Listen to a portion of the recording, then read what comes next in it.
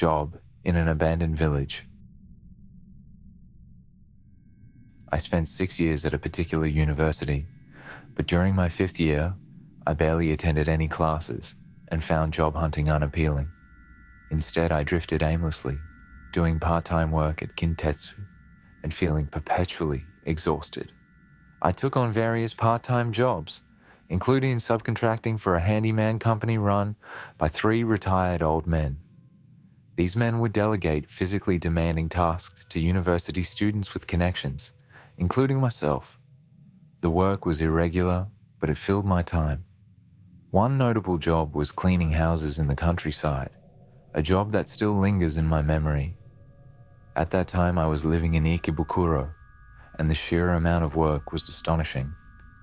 I earned 50,000 yen for 2 days' work, a sum that seemed unimaginable to me. Looking back, I should have been more skeptical about it. There were 3 of us on the job, including myself, and an old handyman who acted as our supervisor. We drove a high ace for 3 hours to reach the site, arriving at the end of August during the university break. We arrived in a depopulated, deserted village, which I won't name, but it seemed a few elderly families lived there. We didn't interact much with them. The mansion we were tasked with cleaning was a typical wealthy farmer's mansion perched on a hill, boasting about 20 rooms. The garden was vast, but overgrown with weeds. Our first task, starting at 9 o'clock, was to clean up the large garbage that had been removed from the house. A curved pond along the veranda of the house was filled with murky green water that seemed uninhabitable for any animal. The old handyman mentioned a drainage hole and a pump, but warned that it would get clogged if not handled carefully. So he asked me to remove the large garbage using sturdy fishing nets. He planned to pack the garbage in wooden boxes and take them home. One of the old men mentioned loading these boxes into another car by evening. We decided to pile the remaining garbage on the grass beside the pond. Splitting into 2 groups, we started cleaning the pond from both ends, uncovering bones of small reptiles, cats, goats, and other wild animals. Though I couldn't distinguish between them, it was clear from the skull shapes that they weren't human. Each netful felt heavy, lifting green-stained bones which we piled beside the pond. It was a hot day, and we were sweating profusely. We continued finding bones, meaning dozens, if not nearly 100, of small animal corpses had been dumped in the pond. This task took us 4 hours, including a convenience store bento lunch break. Once we reached a certain point, we opened the drain line and used a pump to draw more water, revealing a mud-filled bottom with several more bones. We picked them up along with the mud. By evening, the second high ace arrived with 2 large wooden boxes. As we packed the bones, it began to get dark. We stayed overnight, receiving a slightly more luxurious convenience store, bento for dinner. We settled into a room near the mansion's garden. The 2 old men left, intending to fill the pond overnight. The room hadn't been cleaned, so we started by dusting it off, ensuring we had a place to sleep. There were no futons, and we were given towel blankets. Despite the heat, we opened the shutters and glass slightly, wary of mosquitoes, and were provided a Katori umbrella, though there were hardly any mosquitoes. The electricity was on, but there was no TV or radio. We chatted over whiskey brought by the old men, but fell asleep around 10 o'clock on the half-rotten tatami mats. I was exhausted from the afternoon's work. I had done many part-time jobs, but this one was physically demanding. As soon as I turned off the light, I heard a banging sound above my head. The house was large but single-storied, so it couldn't be from the floor above. One of my friends suggested it might be an animal on the roof, even though it wasn't the season for cats to be active. We speculated it might be an unknown mountain animal. The sound, which resembled a baby crying, lasted about 5 minutes before stopping, and I fell asleep again. I don't know how much time passed, but I was woken up by my friend's scream. The lights came on immediately. He thought the door was open and animals had entered. His answer was ambiguous. Looking around the room, nothing seemed out of place. The sliding doors to the other rooms were closed, so no animal could have entered through the glass door. I figured it was just a half-asleep dream. It was 4 o'clock. I decided to sleep again, knowing the windows would open soon and it wasn't too hot. I woke up around 8 o'clock to find both my friends awake, looking at the pond from the veranda. The pond had about 300 meters of water in it. One of the old handymen had arrived, bringing a small box from his car. He took out 3 mixed Buddha statues, each about 15 centimeters tall, and placed them evenly at the bottom of the pond. My friend noticed many small footprints at the bottom of the water, resembling those of a human baby. We received rice balls and milk from the old man and asked about the day's work. We were tasked with house cleaning and given a diagram of the rooms to clean. The number of rooms shocked us, but some rooms, like the toilet and bathroom, didn't need cleaning.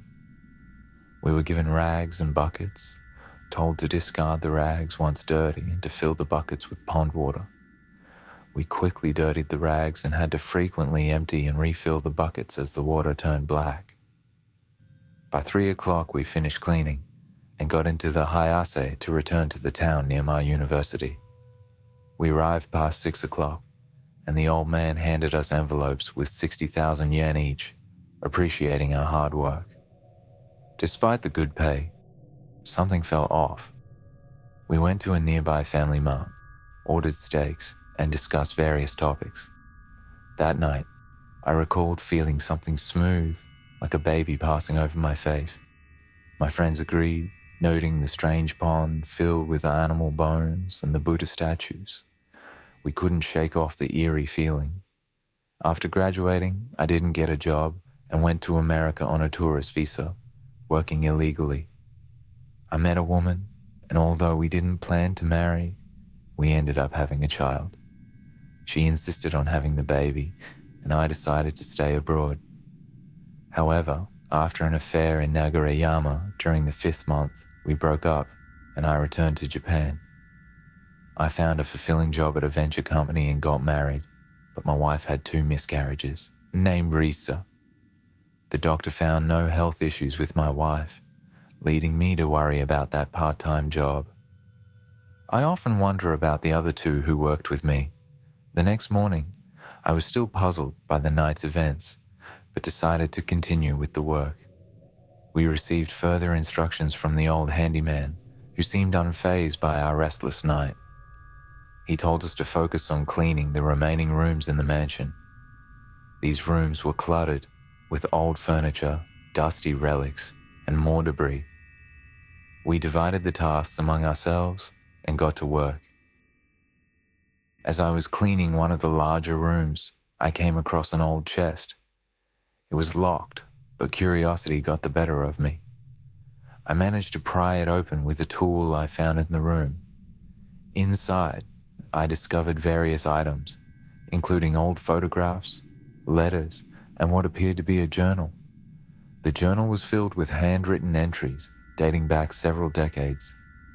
Intrigued, I started reading. The entries revealed a story about the mansion's previous occupants, a wealthy family who had lived there for generations. One particular entry caught my attention. It mentioned the pond and how it was once a beautiful, serene spot on the property. However, as time passed, strange things began happening. Animals would disappear, and the pond started filling with bones. The family believed the pond was cursed, and they tried various rituals to cleanse it, including placing Buddha statues at the bottom. These efforts seemed to have little effect, and the family eventually abandoned the mansion. I shared the journal with my friends, and we discussed the possibility of a curse or some supernatural presence linked to the pond.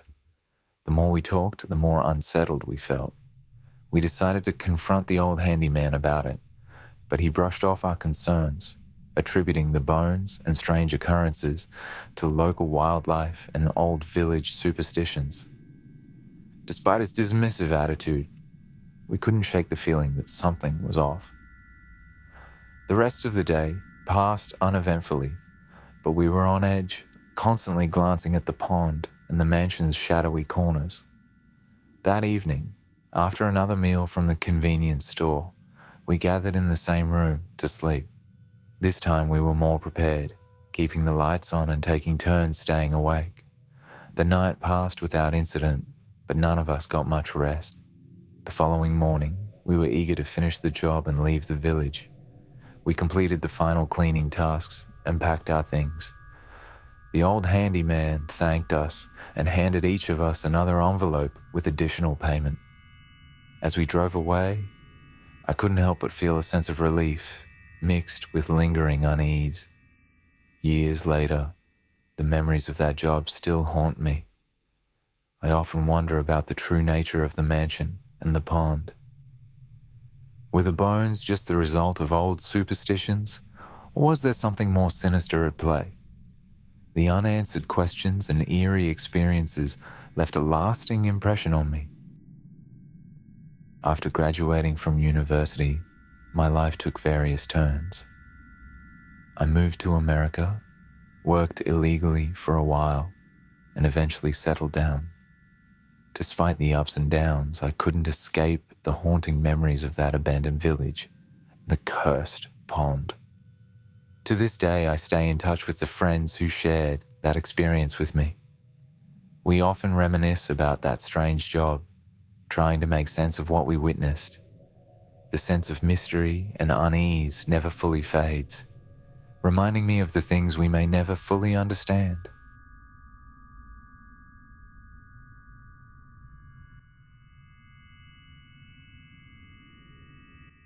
Hotel without meals. Last November, during a 3-day holiday, I decided to take a girl from my company, who had never explored ruins before, to the abandoned Matsuo mine. We weren't dating, but I had hoped this trip might bring us closer together. If you know the area, you'll understand that there are hardly any lodgings between Matsuo and Ozawa, especially without prior reservations on the first day of a 3-day weekend. The only option seemed to be a love hotel, which I had researched extensively online. We arrived at Matsuo in the afternoon, took a quick look around, and then set off for Sarusawa. As expected, darkness started to fall during our journey, so we began looking for a place to stay. I drove while she made calls to various lodgings, but every place was fully booked. Finally, we found an inn willing to provide room-only accommodation, with 2 rooms available. Though disappointed that my research had seemed a waste, we headed to the inn, about a 30-minute drive from the station. Upon arrival, the inn, a Japanese-style establishment, appeared quite decent. We entered the large entrance hall, informed the front desk of our reservation, and were shown to our rooms. My room was next to hers, which I took as a hopeful sign. Upon entering my room, I was pleasantly surprised to find it a normal, clean, Japanese-style room without any unpleasant atmosphere. After settling in, she came over with a puzzled yet happy expression, saying her room felt a bit strange and asked me to come over. Sensing something odd, I followed her. Upon entering her room, I was hit with a strange, pungent smell that disappeared almost instantly. The room had a slightly different air, not because the lights were dim, but there was a faint, almost eerie atmosphere. She urged me inside, and upon examining the facilities, everything seemed the same as my room. However, she pointed to a sliding door, hinting at something behind it. Thinking there might be a talisman or some unusual object, I opened it, only to find neatly stored futons and an old brown bag. Curiously, I unraveled the bag and discovered various children's clothes inside. Disturbed, I wondered why these items were in a guest room. When an employee came by to explain the inn's amenities, I inquired about the clothes. He casually mentioned it was a collection of girls' clothing, which seemed odd to me, but I didn't press further. She was unsettled by the discovery, so we swapped rooms.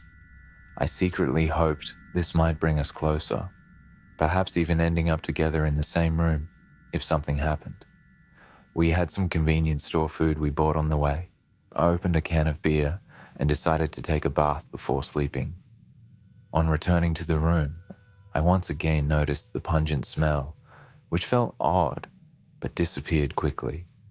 The room itself felt slightly tilted, making me feel off balance, as though I was putting pressure on one leg. I attributed it to the alcohol, though I hadn't drunk much.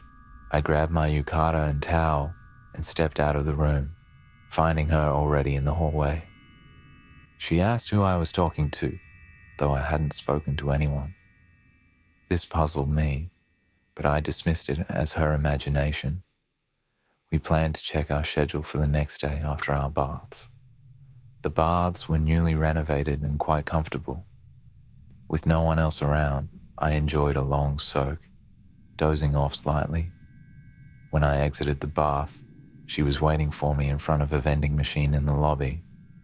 I assumed she hadn't gone back to her room yet, so I called out to her. On our way back to our rooms, I heard voices and noises coming from her room. I knocked on the door, hearing her talking, but getting no response.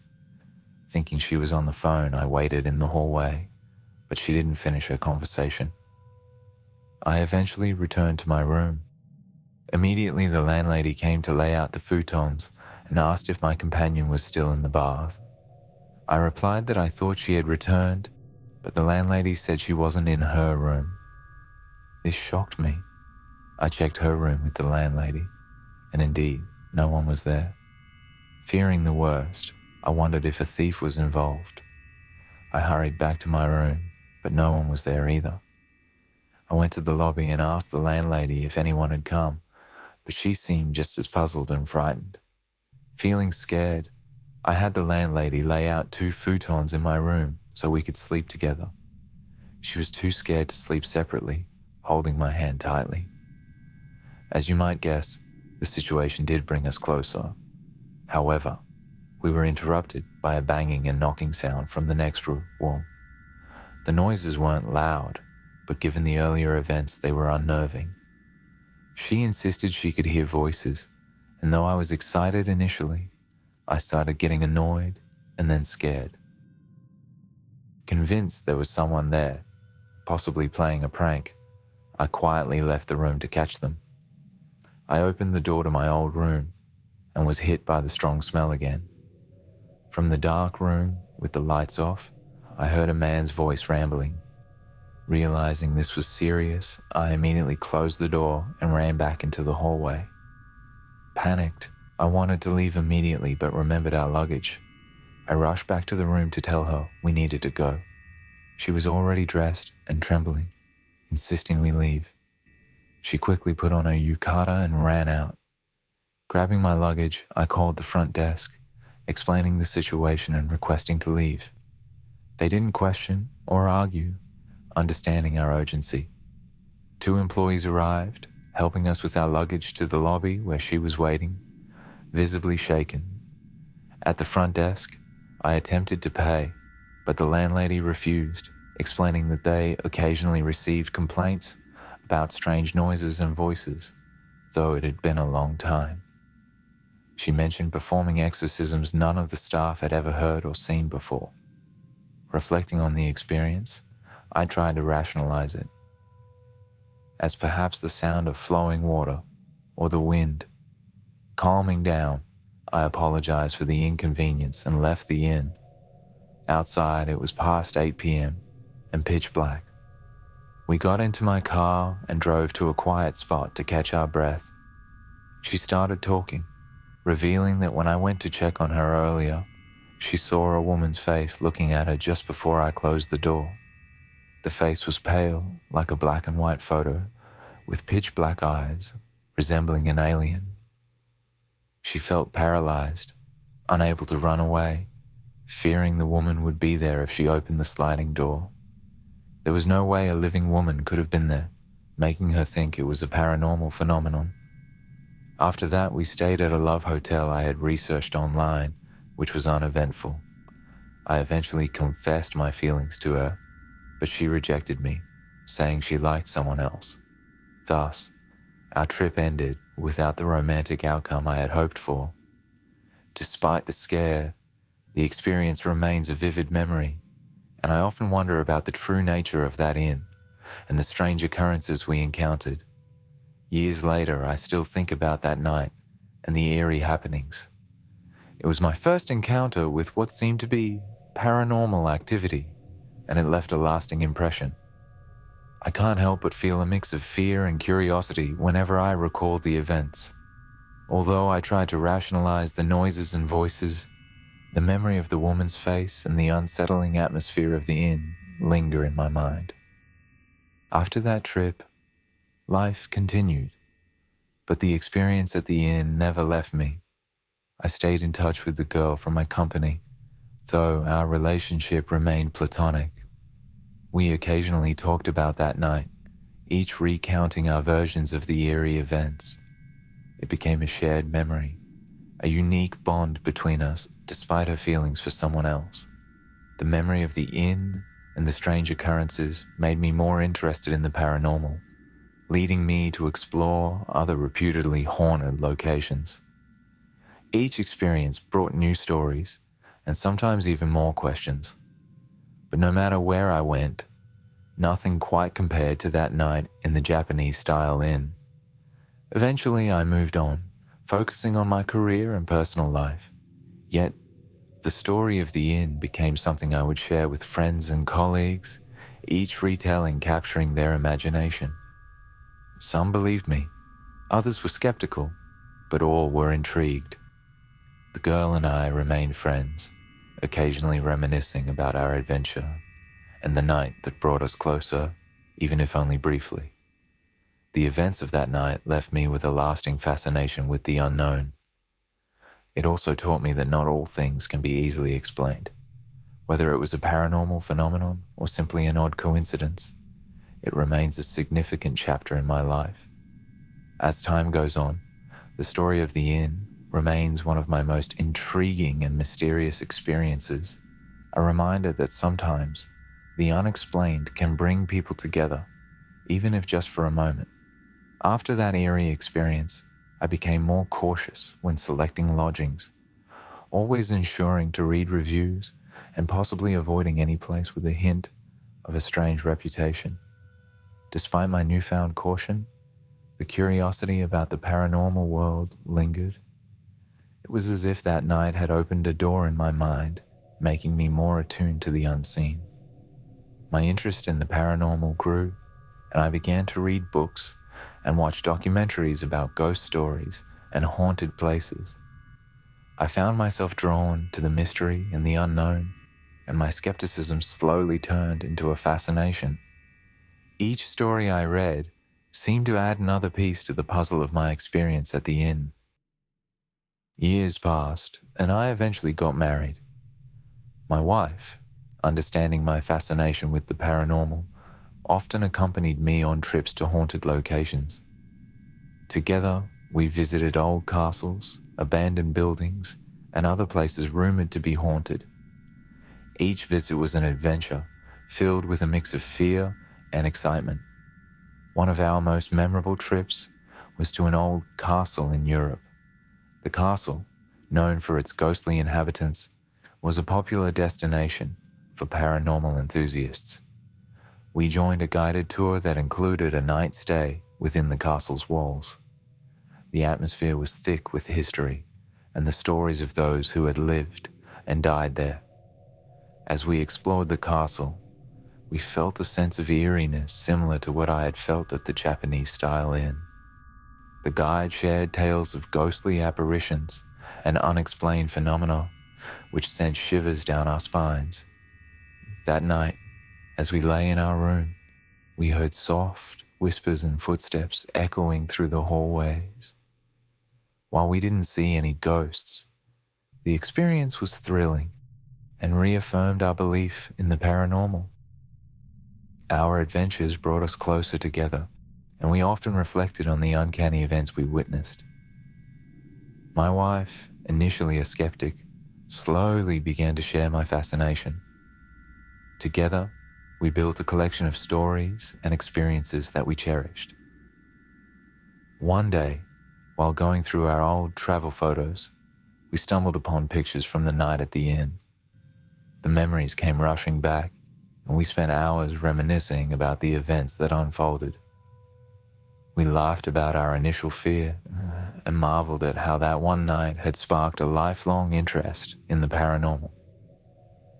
As the years went by, we continued to explore and seek out new adventures.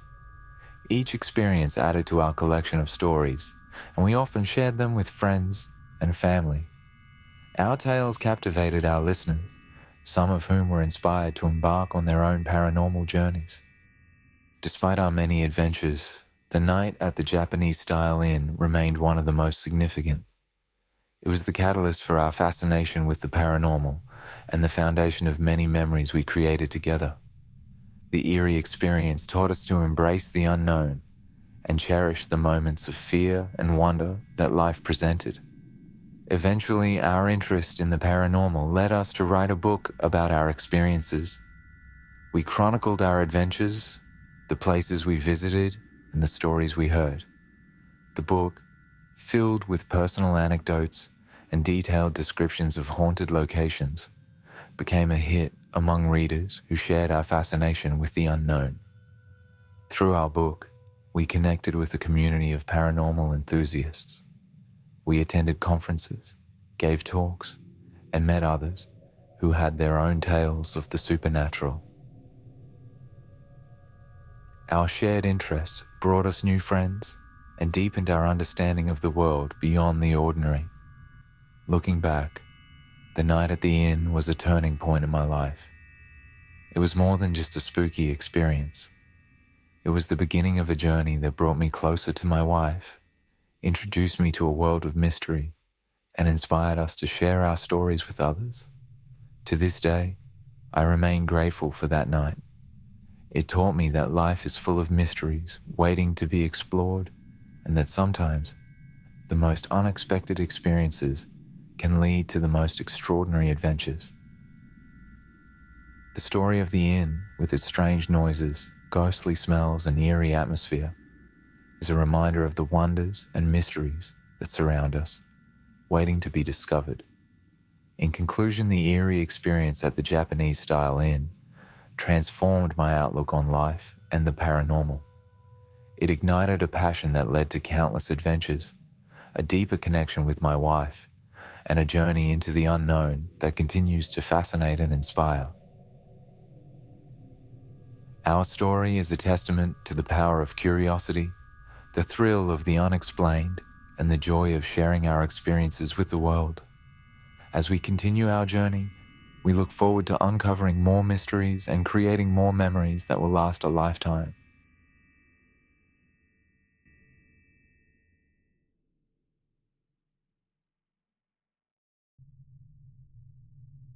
Reject.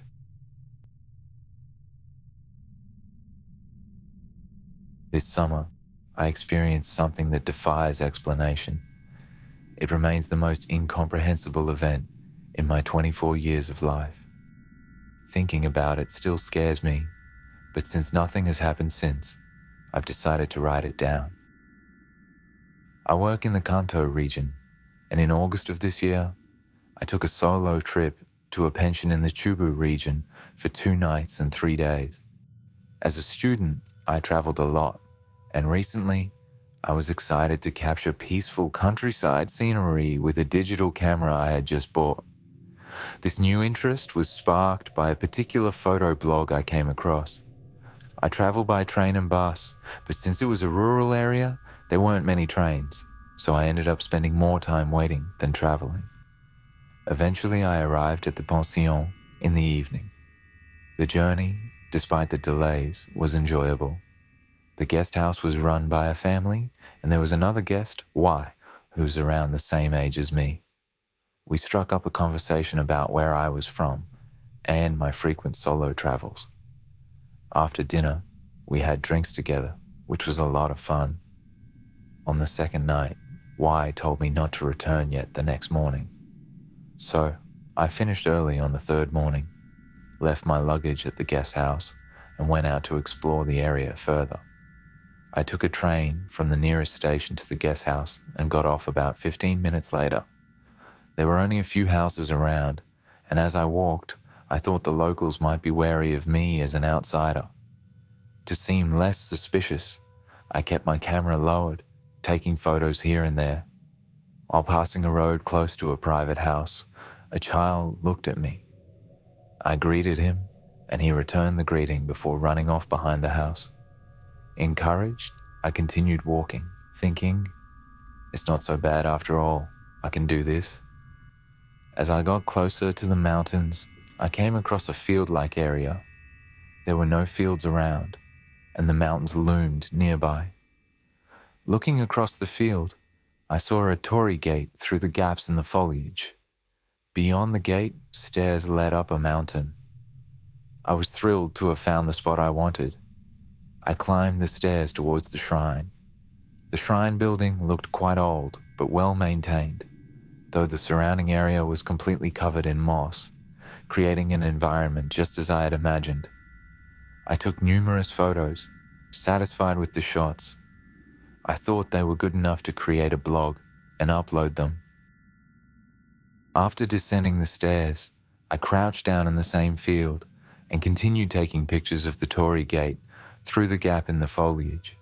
Through the lens, I saw a child in red clothes running down the stairs of the torii gate in the distance. There were no houses around the shrine, which made me skeptical, but I felt I might get scolded if I approached, so I stayed put and waited for the girl to come closer. I also felt an inexplicable sense of not being able to run away. The girl came right in front of me, but I can't remember her face very well. Her outline was blurred, making it impossible to focus on her features. Strangely, I didn't find this unusual at the time. She spoke to me, showing me a picture book she was holding. To my shock, it was a book I had often read in the early grades of elementary school. I could see all the details clearly. It was as dirty and worn as it had been back then, and even had my name written on it. I thought the book must have been thrown away by now. When I looked at the girl's face, she grabbed my clothes around my waist and looked up at me. Her face had no eyes or mouth, just a big black hole. Looking into my eyes, she said in a whining voice, "Hey!" I cried out and fell back, dropping both my picture book and the camera I had just bought. I didn't have time to worry about the fallen items. I ran quickly down the same road I had come, desperate to reach the station. I regret leaving my camera behind, but at that moment, I was terrified and only focused on escaping. When I arrived at the station, a train heading towards the pension was waiting to depart. I bought a ticket and got on. Thinking back, it was creepy how I didn't sit down, despite the open seats. I clung to a bar, trembling. I was seeing something strange and was panicking. From the train window, I saw people walking on the platform, their face distorted and twisted into various grotesque shapes. They looked my way, then turned their faces back and walked away. As long as they didn't make eye contact, I stared blankly. It was incredible, but when our eyes met, I felt like I would die if caught by that thing. Everyone had a grayish hue, wearing kimonos, and not a single person was in Western clothes. I closed my eyes tightly, praying to reach the pension as soon as possible. Despite this, I was sweating profusely, my head spinning like when I had the flu. It was truly hard. My memories became fragmented, like during a fever. Finally, we arrived at the pension, and I found myself in the lobby. Y was there. I told him, "I'm going home. Please bring my luggage." Soon, for some reason, Y's parents also came, asking what was wrong. They seemed very worried. I explained that when I got off at Marumaru station to take pictures, I saw a girl at the shrine and was now panicking. Y's parents fetched my luggage and instructed Y to take me to the station right away. They said they'd give me a ride to the station in their car. I got up unsteadily and followed Y through the front door of the pension. At that moment, Y yelled, "Hato!" and stepped closer. He opened the front door, and from the shadows, a naked man with a shaved head and grey skin stood about a meter away with his head down. I turned around and he disappeared. A few seconds after seeing him, Y shouted, "Hato!" again with a time lag. Then he said, it's okay, let's go," and woke me up, pushing me into the passenger seat of a car and drove off. I sat in the passenger seat the whole time, squinting and feeling feverish. Y seemed to be breathing heavily, clearly nervous while driving. Perhaps he sensed my distress. We arrived at a large station quite far from the closest station to the pension. Y bought a ticket and other things for me, still drowsy. We got on the train straight away and then changed to the Shinkansen on the way home. "Are you okay?" he asked, handing me my ticket and luggage.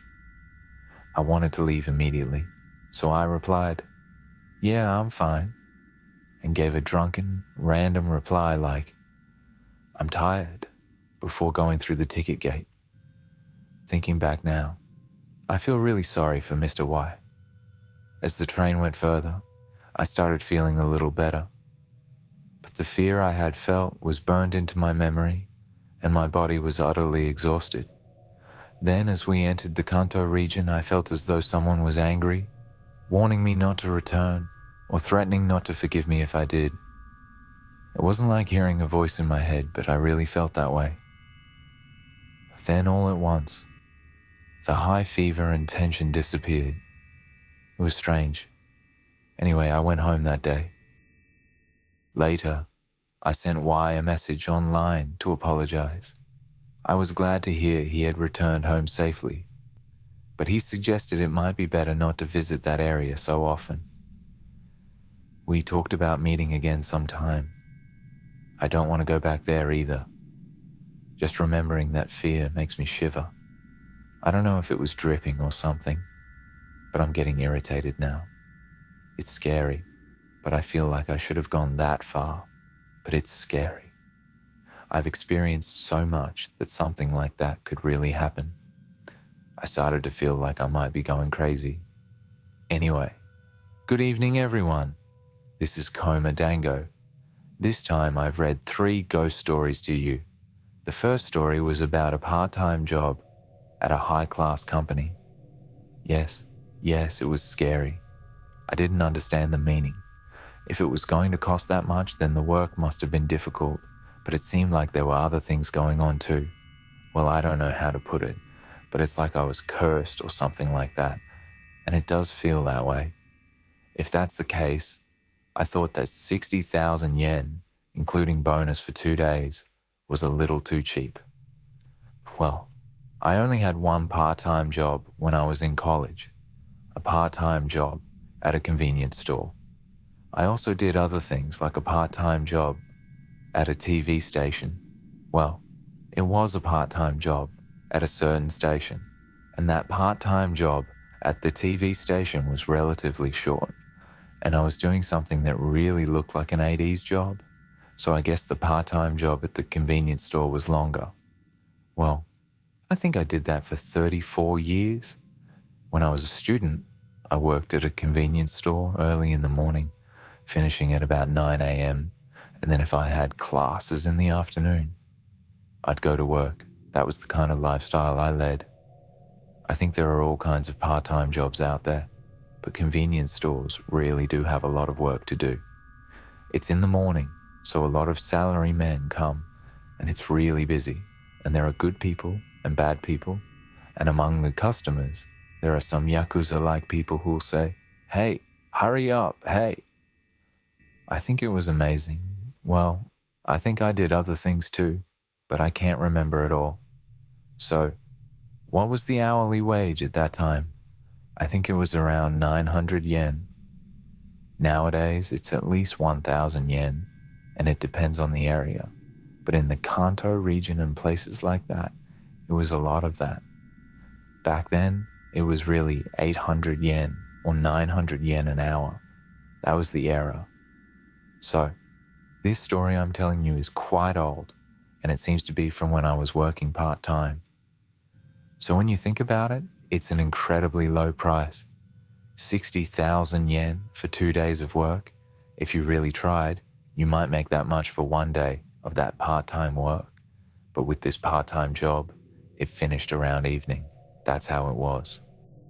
Well, it was around the summer of my first year in college that my father was laid off, and I was worried about my tuition fees, so I got by on part-time work and my elementary school tuition. Originally, my parents were supposed to pay my tuition fees, but I also thought that when I got to that point, I wanted to go to college with my own money. So that's how it went. At one point, scholarships became quite a problem, and there were stories of people who went to college on scholarships and then had to pay them back after they entered the workforce. But personally, I'm really grateful for the scholarships. I had no choice but to quit. So if I hadn't been able to borrow it, I wouldn't have been able to pay my tuition fees. And so I came here to study. And so I wanted to concentrate on my studies. And I didn't want to take on any more part-time jobs. So I was able to borrow it under those circumstances. And I'm really just grateful. Thanks to it, I was able to study and also to have this time in college. So I feel like I was able to spend 4 really meaningful years here. What were we talking about? It went from talking about part-time jobs to talking about elementary school tuition. I was reading it while remembering all those old times. And the second story was about the inn. What really interested me was what those children's clothes were about, wasn't it? It may be that they just put the employee's child's clothes there, but I wonder if they would really put something like that in a guest room. There had been complaints about strange phenomena occurring in the room, so it may have been used as a storeroom recently. And when Hisha-san and the others happened to be visiting that room this time and decided to let them stay there, they quickly cleaned it up, but they left the child's clothes behind. I wonder if that's what happened. And the pungent smell was also because it had been used as a storeroom for such a long time. So I thought it might have been the smell of pride or something. But it disappeared in an instant, so I guess it was the unique smell of a ghost being there, or something like that. Yes, I was really curious about what had happened in that room a long time ago. A long time ago, I was in a supermarket with this couple in their 70s, and I was casually looking at the advanced sale corner of the supermarket, and without really thinking about anything, I thought, oh, what a nice smell. Advanced sales smell nice, even without the heat, don't they? So I passed by there and thought, oh, what a nice smell. So relaxing. So I started to smell it. I didn't get that close. But as I was smelling it, from behind me, I felt something like the smell of an advanced sale, and it hit the very back of my nose, all the way to the very back of my nose. And the smell of an advanced sale entered me all at once. I wondered what was going on and looked over there. And behind me stood the elderly couple, about 70 years old, as I mentioned earlier, who weren't looking at me, but looked like they were looking somewhere else. And that's how it felt. I thought to myself that they smelled really like they were ahead of me. And then I wondered what was going on. And then my mother, who had been shopping with me, came over, and it felt like the sesame dumplings were right there. And then I came back to my senses, and then I suddenly looked back over there where the couple had been, and there was no one there anymore, and it was like 12 seconds between then and then. And then my mother also smelled really bad of the elderly couple, and it was like they were sniffing the remains. And no, this, I once had an experience where I said I didn't see those two, and my mother was like, I don't see them. I'm not that kind of person. So I wondered if it was a ghost. I had an experience like that too, but I think I've talked about this before. So I had an experience like that, and somehow I thought that those ghosts had a pre-existing smell. But maybe that's not the case, and it's not like that's the only thing that happens. I agree, when I read this story, I wonder what that pungent smell was. In my case, it was a complete pre-existing smell. And then in the end, it was a story about how you suddenly met this mysterious girl, and then you saw all sorts of things. But it's a really interesting story. The picture book that the girl had was the one that the reviewer had in his past. I don't know why the girl had it, and it doesn't seem to be related to Mayhish's hometown, so the mystery only deepens. In my opinion, it is said that psychic powers are something that you don't know when they will blossom, so I wonder if the girl was a ghost, and by talking to her or communicating with her, you touched her or was touched by her. I wonder if it would be more accurate to say that the reviewer's psychic powers blossomed, and he was able to see things that he couldn't see before. I read the story thinking that this was what it was like, and the reason this story was written was because the person really had that experience. So I was a bit curious to hear what happened after that. If that psychic ability had been awakened, then I thought that since then, the author must have had a lot of different experiences. I wondered what kind of life the author is living now. Anyway, I found each story in this one very interesting. Thank you for letting me read it. Anyway, I've come this far. Thank you very much for watching the video. If you enjoyed this video, please rate it and subscribe to the channel. As always, thank you. See you in the next story. Good night.